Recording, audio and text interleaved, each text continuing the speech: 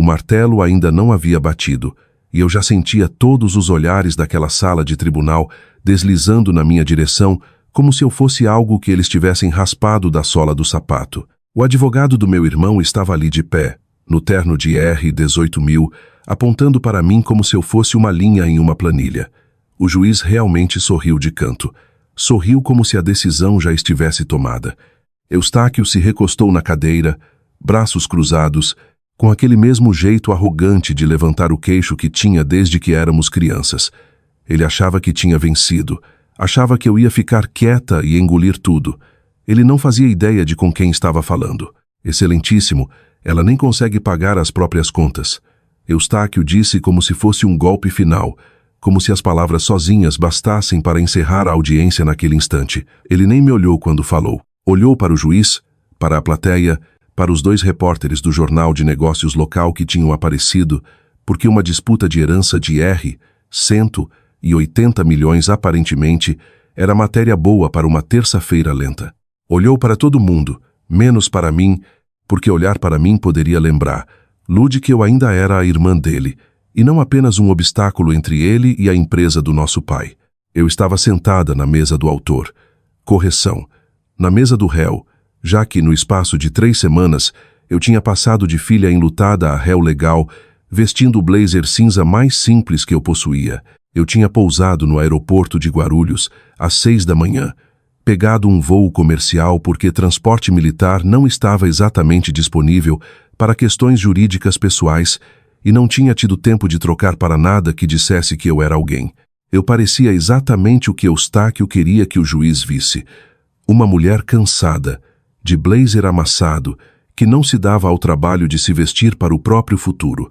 O advogado dele, um homem prateado e escorregadio chamado Plínio Hélio, continuou explicando. Explicou com paciência teatral que minha irmã aqui, gesticulando para mim sem usar meu nome, como se o nome pudesse me humanizar demais, tinha passado os últimos 15 anos vivendo do que ele chamou de salário do governo. Ele usou aspas no ar. Realmente usou aspas no ar em um tribunal, como se toda a minha carreira fosse uma piada que ele tivesse ensaiado no espelho. Ela não tem nenhuma experiência em negócios, disse. Nenhuma experiência em administrar ativos nessa escala. Nenhum acumen financeiro demonstrado. Enquanto isso, meu cliente construiu um portfólio imobiliário de 8 dígitos do zero. A escolha aqui não é complicada. Excelentíssimo. O juiz assentiu devagar e deliberadamente, do jeito que as pessoas assentem quando já decidiram e só estão esperando a papelada a acompanhar. Ele me olhou por cima dos óculos e eu o vi absorver o blazer, o cabelo amassado do voo, o cansaço que eu não tinha conseguido esconder completamente. Eu o vi me arquivar em uma categoria antes mesmo de eu ter dito uma única palavra.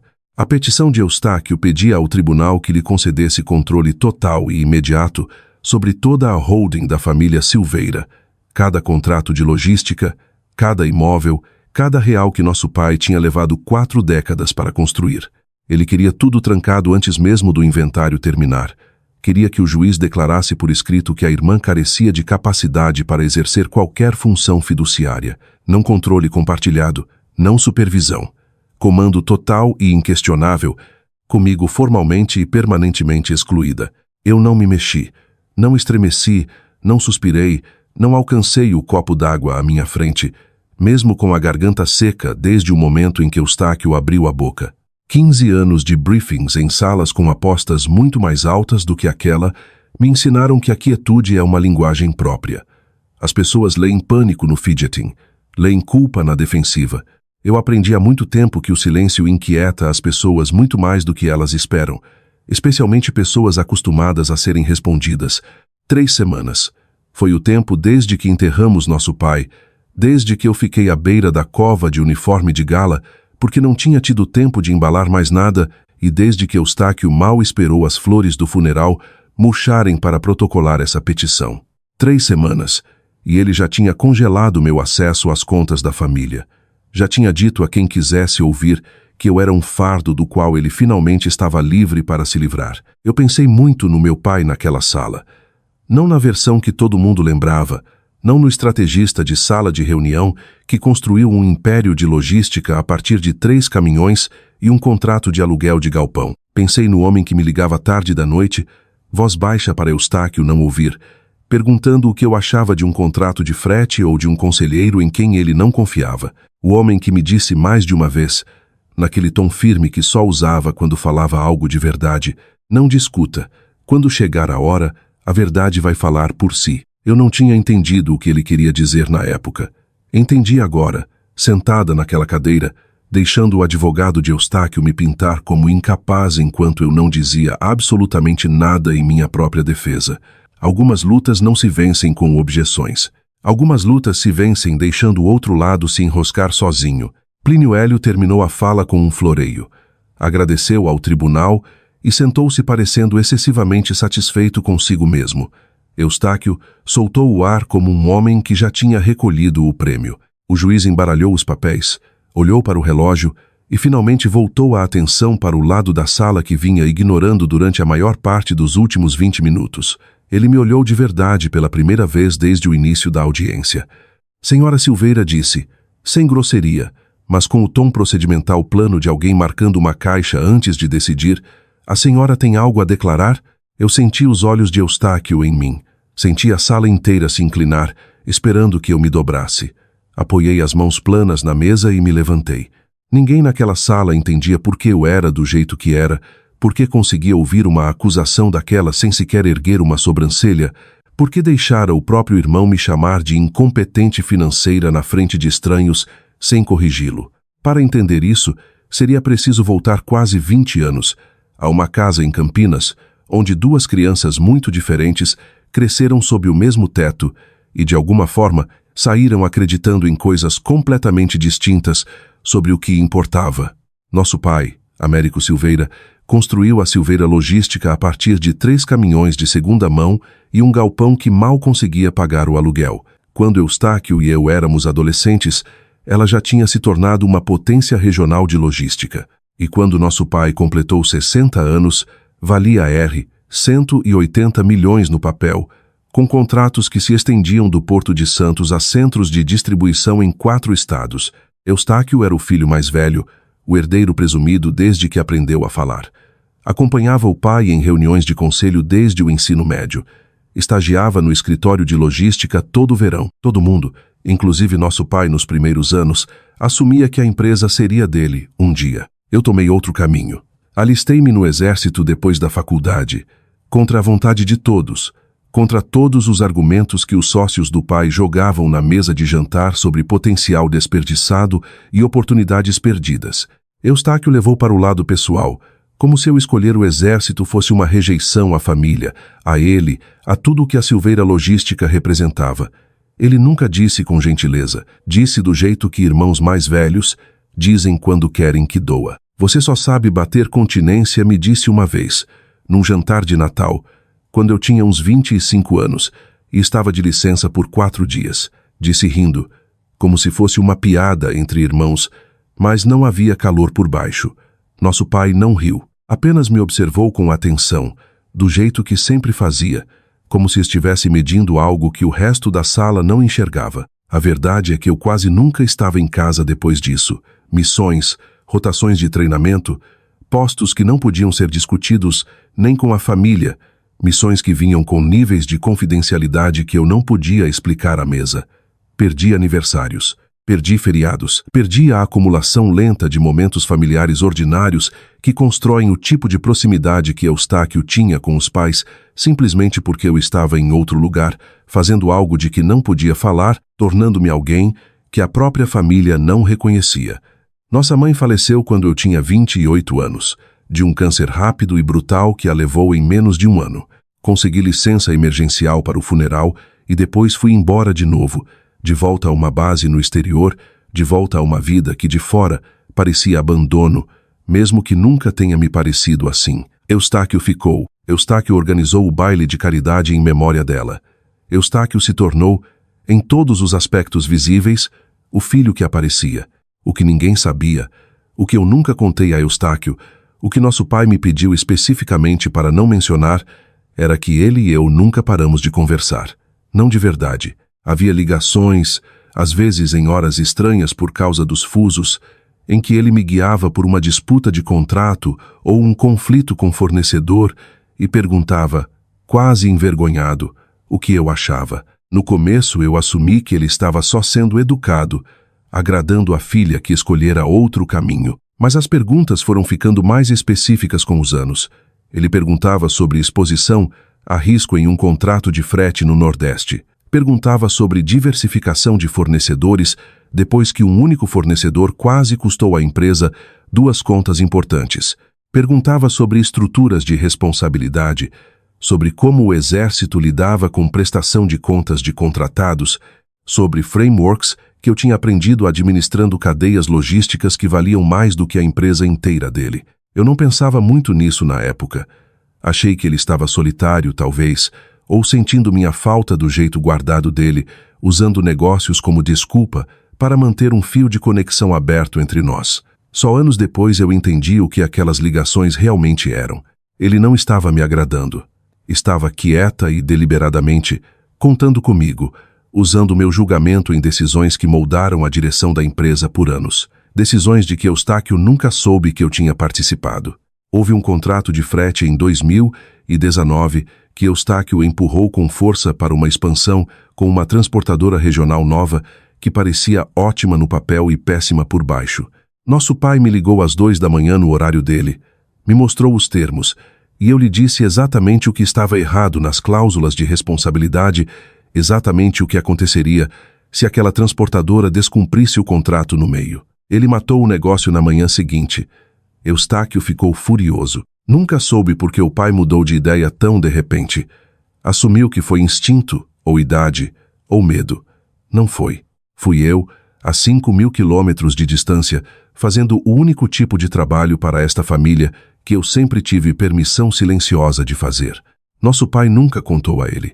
Acho, olhando para trás, que ele estava protegendo algo não exatamente a mim, mas alguma ideia de justiça que ainda não tinha descoberto como tornar real. Deixou Eustáquio acreditar que construíra sozinho a confiança na empresa. Deixou-me invisível, a filha que preferiu o exército ao negócio da família, a que não se dava ao trabalho de aparecer. O que nenhum de nós sabia, o que nenhum de nós poderia ter sabido sentados àquela mesa de jantar em todos aqueles natais, era que nosso pai vinha construindo silenciosamente algo completamente diferente nos bastidores.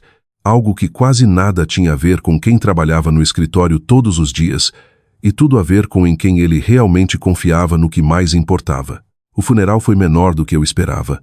Nosso pai tinha construído um império, mas nunca fora homem de querer espetáculo feito de sua morte. Então foi só a família, um punhado de funcionários antigos e o advogado que cuidava dos assuntos da Silveira Logística há mais de 20 anos. Um homem cuidadoso de terno cinza chamado Arthur Veloso, que ficava olhando para Eustáquio com uma expressão que eu não conseguia decifrar. Eu voei de licença emergencial, enterrei meu pai de uniforme de gala, porque não tinha havido tempo de embalar mais nada, e em 72 horas compreendi exatamente com que rapidez o luto podia ser armado por alguém que esperara a vida inteira por aquele momento. Eustáquio se moveu rápido, mais rápido do que parecia possível para um homem que supostamente estava de luto. Em uma semana, instalou-se no antigo escritório do pai, trocou a plaquinha, mudou as senhas das contas financeiras compartilhadas e redirecionou em silêncio as transferências automáticas que costumavam cobrir despesas familiares eventuais. O tipo de pequenas distribuições que nosso pai sempre me enviava sem cerimônia. Uma ajuda aqui e ali para uma irmã que passara a vida adulta com salário militar em algumas das cidades mais caras do país. Eu não pedi que aquelas distribuições parassem. Eustáquio simplesmente as interrompeu do jeito que se cancela uma assinatura que se decide não querer mais pagar. O aluguel do meu apartamento em Brasília venceu. A prestação do carro venceu. Uma conta de dentista que eu vinha adiando finalmente caiu na caixa de entrada com aviso de atraso. Nada disso era catastrófico. Eu tinha poupança, tinha meu soldo. Não estava realmente em perigo de perder nada, mas o timing era cirúrgico. Eustáquio sabia exatamente quais contas congelar e exatamente quanto tempo levaria até a interrupção se tornar visível, se tornar algo que ele pudesse apontar. Ouvi, pela assistente executiva de longa data do pai, que Eustáquio tinha dito abertamente a um dos conselheiros, num happy hour, se ela não consegue lidar com algumas contas sumindo, isso já diz tudo o que você precisa saber sobre se ela conseguiria lidar com R$100 80 milhões. Ele não escondia a estratégia. Tinha orgulho dela. Achava que estava sendo esperto, engenheirando uma crise que provaria o ponto dele antes mesmo de alguém precisar argumentar. O que Eustáquio não sabia, o que eu mesma não compreendia por completo até Arthur Veloso me ligar 11 dias depois do funeral e pedir que eu fosse ao escritório dele sozinha, era que nosso pai nunca deixara o futuro da empresa nas mãos de um testamento simples. Arthur me sentou numa sala de reunião com painéis de madeira escura e vista para o Parque Ibirapuera, fechou a porta e me contou algo que mudou completamente a forma do que eu pensava que estava acontecendo. Seu pai reestruturou o patrimônio há 4 anos, disse. Tudo está dentro de uma holding familiar agora, a Silveira Participações. Eustáquio tem operado como administrador interino desde o falecimento, o que lhe dá a autoridade do dia a dia sobre as operações. Mas essa autoridade nunca foi permanente, Aurora, e nunca foi incondicional. Perguntei o que ele queria dizer. O acordo de sócios da holding nomeia uma administradora sucessora permanente, continuou Arthur, alguém com autoridade plena e final sobre o patrimônio, substituindo completamente o papel interino de Eustáquio. Seu pai selou essa designação em cartório, junto ao aditamento do contrato social. Só deveria ser aberta se surgisse uma disputa sobre o controle da holding. Senti algo se deslocar no peito, algo entre pavor e descrença. Já surgiu uma disputa? Arthur deslizou uma pasta pela mesa, e dentro havia uma cópia da petição que Eustáquio acabara de protocolar no juízo de inventário, pedindo ao juiz que me retirasse formalmente qualquer pretensão de envolvimento no patrimônio e lhe concedesse controle permanente e incondicional. Ele acabou de acionar, disse Arthur baixinho. Ainda não sabe, mas ao protocolar isso, abriu exatamente o documento de que deveria ter medo. Fiquei um longo momento com aquilo, olhando a assinatura de Eustáquio no final da petição, a linguagem agressiva do advogado sobre minha suposta incompetência, e senti algo que não deixara aflorar desde o funeral. Não luto, não raiva, mas uma clareza estranha e quieta.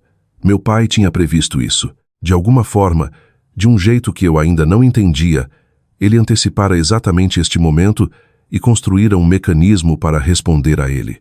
Por que não me contou antes? Perguntei. Porque seu pai foi explícito, respondeu Arthur. A carta permanece selada a menos que haja disputa formal. Ele não queria que nenhum de vocês tomasse decisões baseadas no que estava dentro. Queria que isso fosse decidido nos próprios termos primeiro. Fez uma pausa.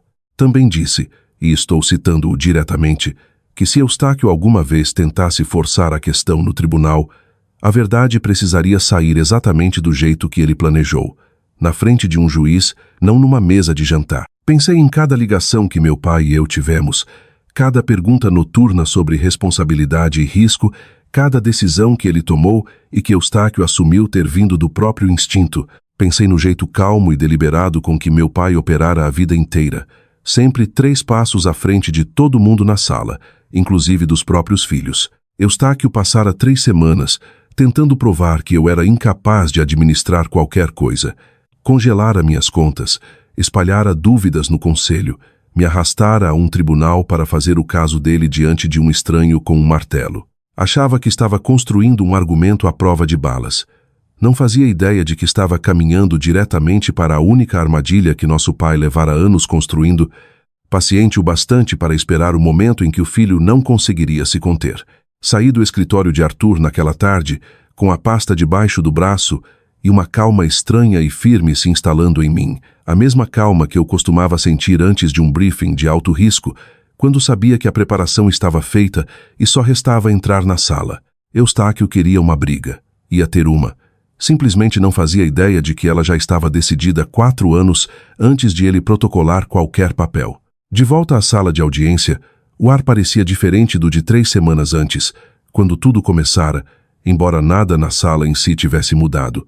Mesmo os painéis escuros, mesmo o zumbido cansado das lâmpadas fluorescentes, mesmo o juiz, um homem robusto chamado Juiz Holanda, que claramente já presidira uma centena de disputas de herança iguais a essa, e há muito deixara de esperar que qualquer uma o surpreendesse.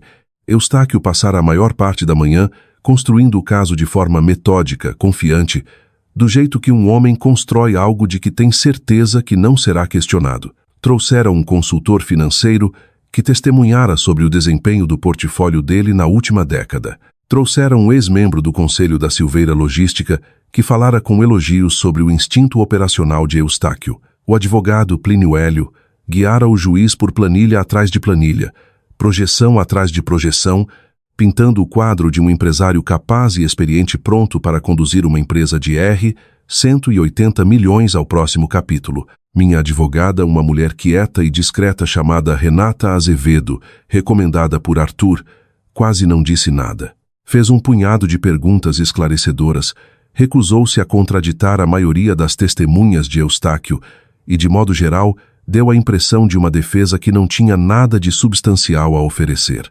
Eu observei a postura do juiz Holanda mudar ao longo da manhã, vi-o se inclinar mais para o lado de Eustáquio, vi-o assentir aos pontos finais de Plínio Hélio com algo próximo de concordância. No início da tarde, estava claro que o momentum pertencia inteiramente ao meu irmão. Eu sentia isso na sala, aquela textura particular de um tribunal, quando todo mundo quietamente assume que já sabe como a decisão vai sair. Eustáquio também sentia. Continuava me olhando com algo entre pena e satisfação, como se já estivesse compondo o pedido de desculpas que de fato não me daria quando tudo terminasse.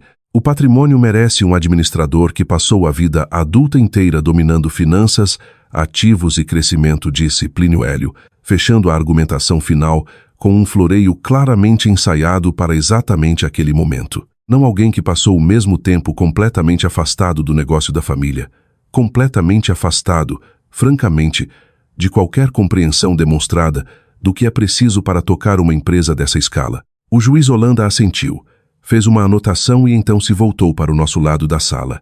Doutora Azevedo, a defesa tem mais alguma coisa? Renata me olhou. Aquele era o momento que tínhamos discutido na noite anterior. O momento que ela dissera ser meu, e só meu. Minha cliente gostaria de se dirigir diretamente ao tribunal. Excelentíssimo, disse. Eu me levantei. A sala fez aquela coisa que salas fazem quando esperam que alguém se dobre. Uma quietude coletiva. Pessoas se inclinando levemente para a frente, antecipando lágrimas e pedido de desculpas, algum apelo por uma fatia menor do que meu irmão tentava tomar por completo. Eustáquio realmente sorriu. Eu vi o mesmo sorriso da mesa de Natal 20 anos antes, o que dizia que ele já sabia como aquilo terminava. Não alcancei anotações. Não precisava delas. Excelentíssimo, meu nome é Aurora Silveira, disse, e a voz saiu firme. A mesma firmeza que eu usava entregando briefings a homens com muito mais estrelas nos ombros do que qualquer um naquela sala, mas na maior parte das salas em que entro, uso outro nome. Tenente Coronel Aurora Silveira, Exército Brasileiro. Ouvi Eustáquio soltar o ar num sopro curto e dismissivo, como se a patente em si não significasse nada para ele. Ele realmente soltou uma risadinha pequena, quieta mas audível, do tipo que diz, e daí? Nos últimos 6 anos continuei. Tenho servido como assessora sênior de logística e aquisições no Ministério da Defesa, atualmente vinculada a um escritório de programa conjunto, responsável por contratos de sustentação logística das Forças Armadas em todo o território nacional. Antes disso, passei 4 anos coordenando cadeias de suprimentos multinacionais em apoio a contingentes brasileiros destacados em 2 missões de paz das Nações Unidas. Meu trabalho envolve administrar portfólios de aquisição, avaliar risco de fornecedores e aconselhar a alta liderança sobre alocações orçamentárias que, em conjunto, ultrapassam R$ 8 bilhões anuais. A sala ficou muito quieta. A caneta do juiz Holanda parou de se mover. Não digo isso para constranger meu irmão, continuei. E eu realmente quis dizer, mesmo que cada parte das últimas 3 semanas tivesse tornado isso mais difícil de acreditar do que deveria. Digo porque o tribunal passou a manhã inteira ouvindo um argumento construído inteiramente sobre a ideia de que eu careço de qualquer experiência relevante em administrar sistemas financeiros complexos. Gostaria que o registro refletisse o contrário. Entreguei a Renata uma pasta e ela a levou até a bancada. Minha documentação de nomeação federal, designações de supervisão de programas com valores em reais anexados, uma carta de elogio de um general de divisão referente a uma reestruturação de contrato que eu liderara e que economizara ao Ministério da Defesa mais de R$ 450 milhões em um único exercício fiscal. O juiz Holanda levou tempo com aquilo, folheando as páginas devagar. sua expressão mudando de neutralidade educada para algo mais cuidadoso, mais atento. Senhora Silveira, disse finalmente, olhando para mim, a senhora administrou autoridade orçamentária significativamente maior do que o patrimônio em questão. Sim, excelentíssimo, consideravelmente maior. Plínio Hélio se levantou, atrapalhado, tentando interpor algo sobre relevância, sobre como experiência em logística militar não necessariamente se traduzia em administração de patrimônio privado, mas a voz dele tinha perdido a confiança suave de antes. Eustáquio não ria mais. Estava olhando para a pasta nas mãos do juiz como se ela o tivesse traído pessoalmente. Mantive minha carreira privada da família por muito tempo, continuei, antes que o juiz pudesse decidir sobre a objeção. Em parte porque grande parte do trabalho envolve informações que não posso discutir, em parte porque nunca senti necessidade de provar nada a ninguém numa mesa de jantar. Mas entendo agora que este tribunal precisa ver com clareza entre quem realmente está decidindo. O juiz Holanda pousou a pasta, tirou os óculos e me olhou por um longo momento com uma expressão que mudara completamente daquela que ele usara 3 semanas antes, a que me descartara antes mesmo de eu abrir a boca. Isso muda consideravelmente o tom destes autos, disse, mais para si do que para a sala. Olhou na direção de Arthur Veloso, sentado quieto no fundo. Doutor, entendo que possa haver documentação adicional do de cujos relevante à sucessão. Arthur se levantou devagar, abotoando o paletó. Sim, excelentíssimo. Com a permissão do juízo, gostaria de juntar aos autos uma carta selada deixada por Américo Silveira, juntamente com a documentação formal da holding, nomeando a administradora sucessora pretendida. A cabeça de Eustáquio virou de súbito na direção do próprio advogado, confusão e alarme cruzando o rosto pela primeira vez no dia. Que carta selada, disse. Não exatamente uma pergunta, mas uma exigência, a voz rachando levemente nas bordas. Ninguém falou de carta selada nenhuma. O juiz Holanda o olhou com equanimidade. Senhor Silveira, parece que há muita coisa sobre as intenções de seu pai que ainda não chegou a este tribunal. Doutor Veloso, o senhor pode prosseguir. Arthur Veloso carregou o envelope para a frente como se pesasse mais do que papel deveria. Era cor creme, selado com uma faixa de cera vermelha que nosso pai usara em documentos importantes a vida inteira, um hábito que pegara décadas atrás de algum antigo sócio e nunca largara. Eu reconheci aquela cera no segundo em que Arthur a ergueu para o tribunal ver. Meu peito apertou de um jeito que não tinha apertado o dia inteiro, nem durante o depoimento de Eustáquio, nem durante o meu. Excelentíssimo, esta carta foi escrita por Américo Silveira 8 meses antes do falecimento, num período em que ele já estava ciente do declínio de sua saúde, disse Arthur. Foi reconhecida em cartório, testemunhada e protocolada junto com a documentação da holding, com instruções explícitas de que só fosse aberta no caso de disputa formal sobre o cargo de administradora. O juiz Holanda assentiu. Prossiga. Arthur quebrou o selo, desdobrou cuidadosamente 3 páginas da letra do nosso pai e começou a ler. Eu reconheci a letra imediatamente. O jeito particular de inclinar as letras, a forma como ele riscava os setes, o jeito antigo, hábito de algum curso de engenharia décadas atrás que nunca o deixara. A quem estiver lendo isto numa sala de tribunal, leu Arthur, quero dizer primeiro que, se chegamos a este ponto, estou decepcionado, embora não inteiramente surpreso. Construí a Silveira Logística do nada porque acreditei que esforço e visão importavam mais do que de onde se começava. Esperava ter criado 2 filhos que compreendessem que legado não é um prêmio a ser disputado. Parece que pelo menos um de vocês precisava de uma lição mais forte. A mandíbula de Eustáquio se apertou. Ele olhava fixo para a frente, recusando-se a me olhar, recusando-se a olhar para qualquer um. Arthur continuou. Eustáquio, você sempre teve instintos extraordinários para crescimento. Via oportunidades antes de qualquer outra pessoa. E grande parte do que esta empresa se tornou nos últimos 15 anos se deve à sua ambição. Tenho orgulho disso. E quero que você saiba claramente, porque acho que não disse o bastante enquanto estava vivo, mas ambição sem freio se torna algo perigoso. E ao longo dos anos, eu o vi tratar os recursos da empresa como uma extensão de si mesmo, em vez de algo de que você estava encarregado de proteger em nome de todos os que dependem dela. A sala estava em silêncio, exceto pela voz firme de Arthur. Aurora leu, e meu nome nas palavras do meu pai, falado em voz alta naquela sala, bateu diferente do que eu esperava.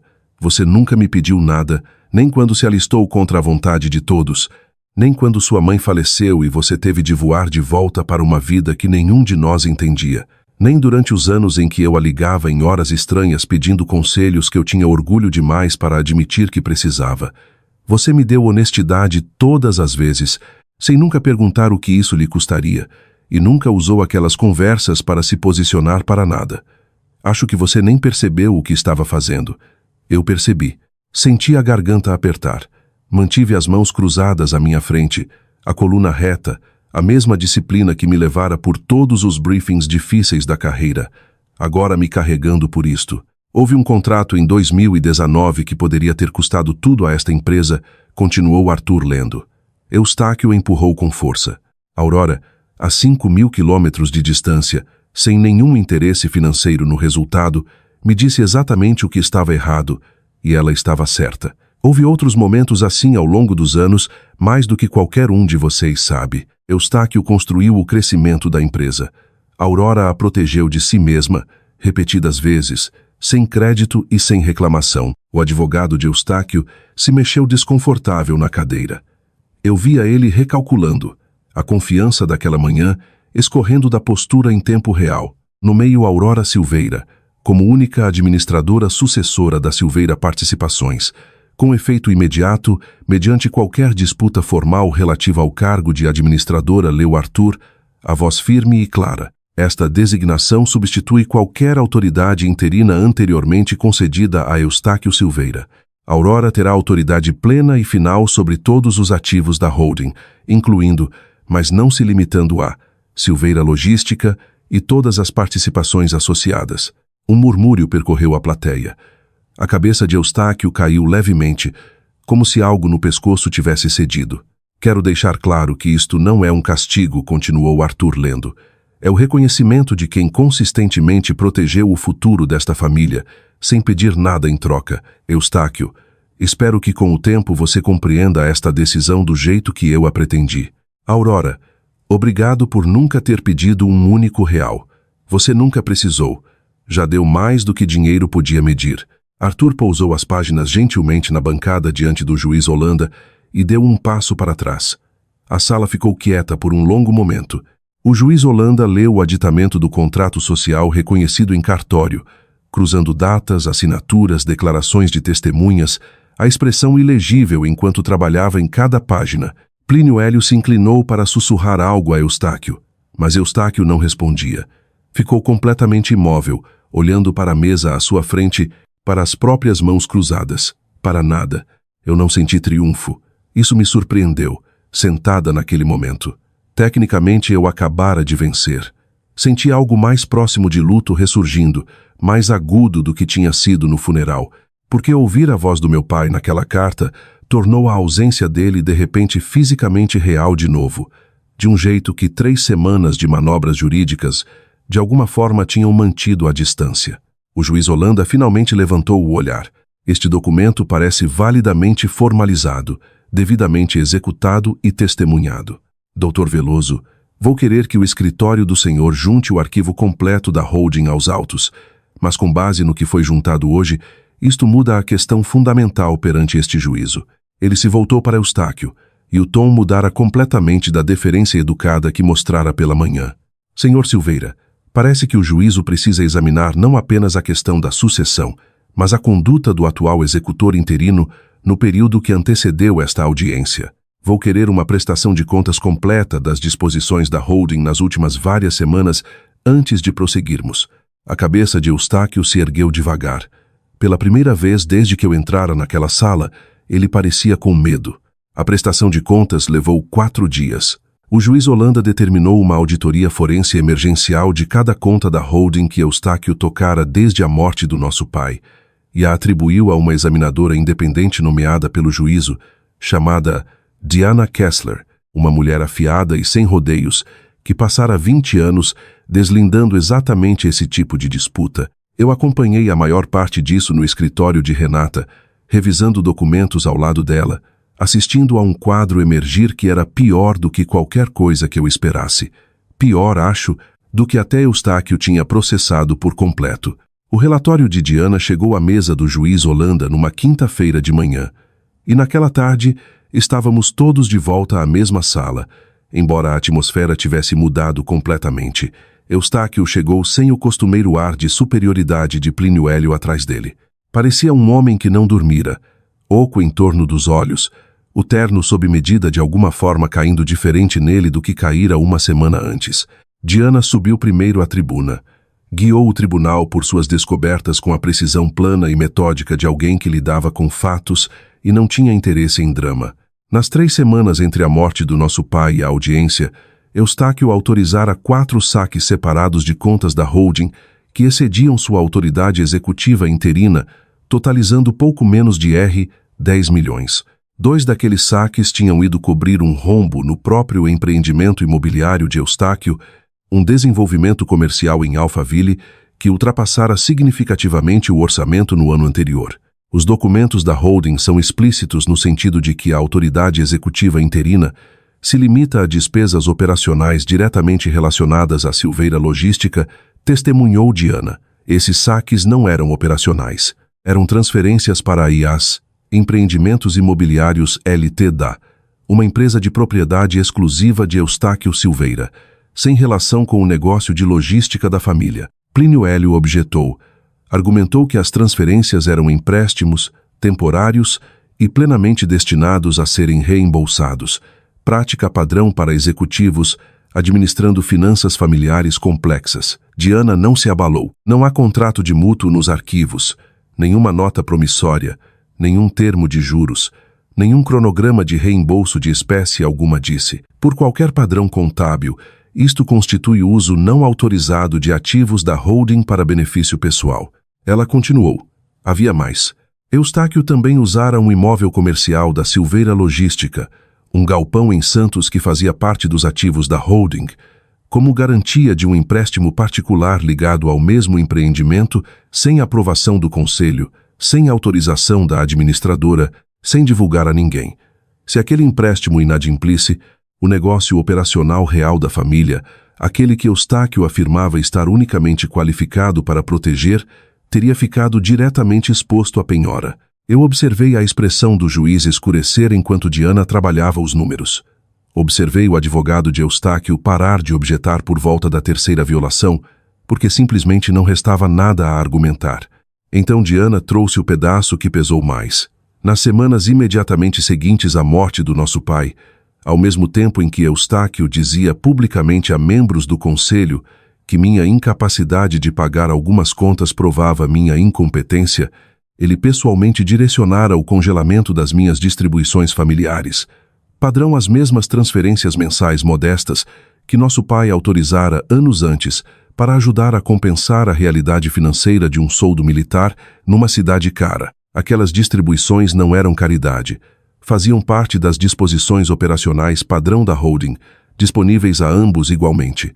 Eustáquio congelara as minhas e continuara sacando as dele. Ele orquestrou exatamente a dificuldade que depois usou como prova contra ela, disse Diana com clareza, sem enfeite, e eu vi algo se deslocar pelo rosto do juiz Holanda, algo que se parecia bastante com nojo. Eu não disse nada durante nada disso. Fiquei de mãos cruzadas, assistindo a narrativa cuidadosamente construída do meu irmão desmoronar em tempo real, sob o peso de documentos que ele provavelmente assumira que ninguém examinaria tão de perto.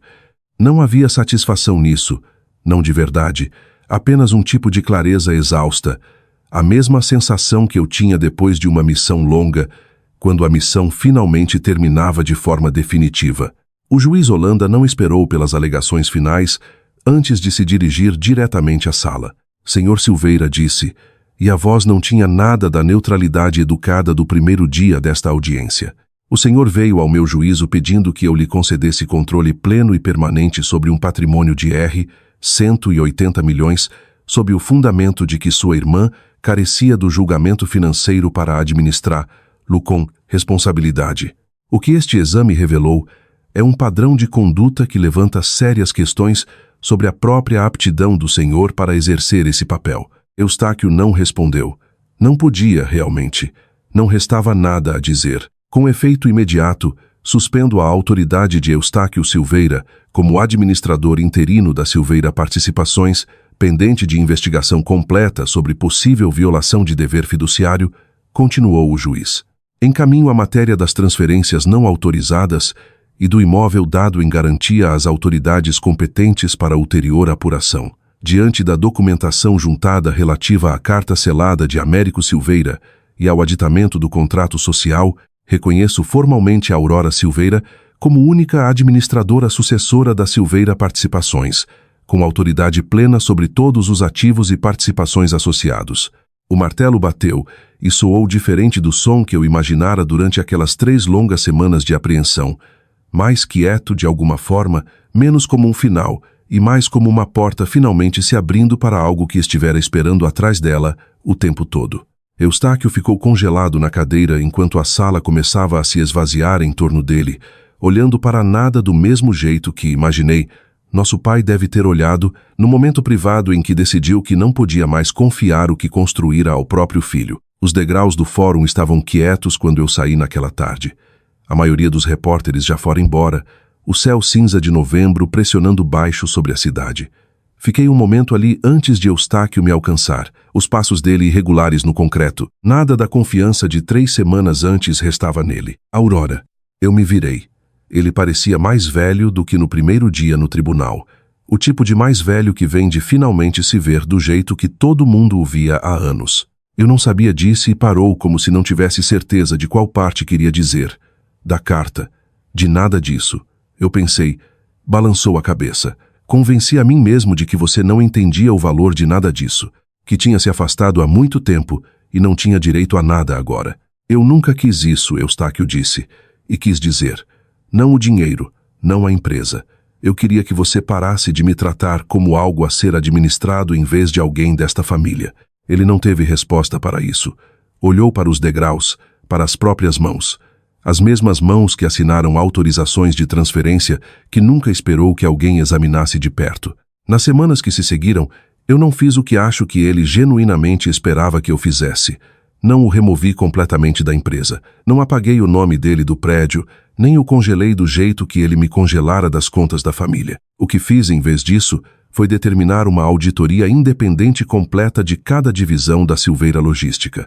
Não apenas as contas da holding que Eustáquio tocara, mas toda a estrutura operacional de cima a baixo.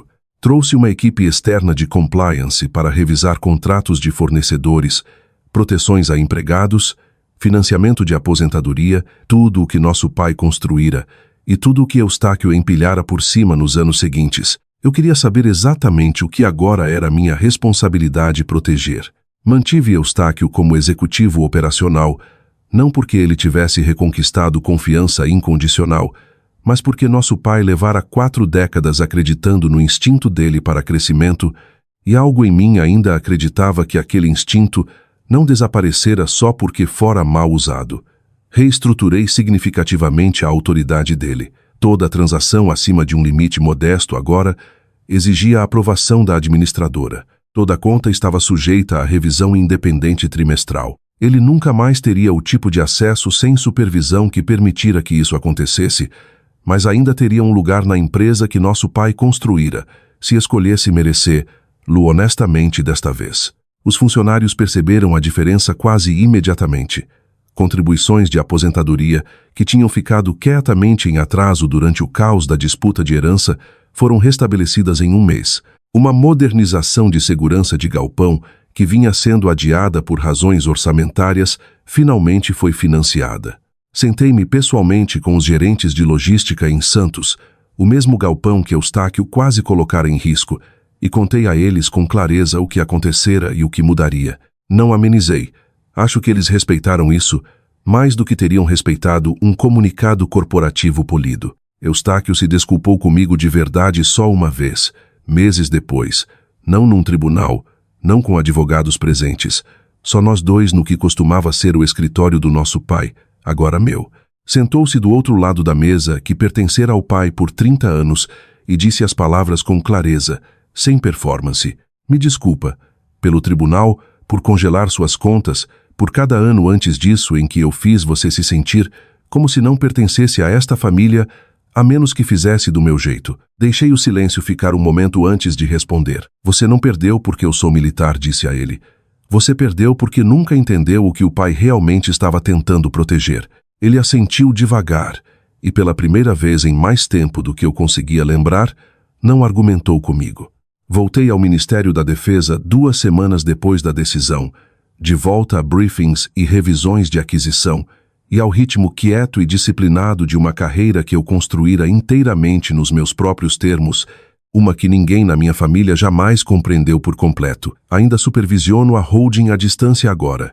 Ligações mensais com a equipe de auditoria de Diana, revisões trimestrais com o novo oficial de compliance que instalei, decisões tomadas com cuidado e sem o tipo de ego que quase custara tudo a esta família.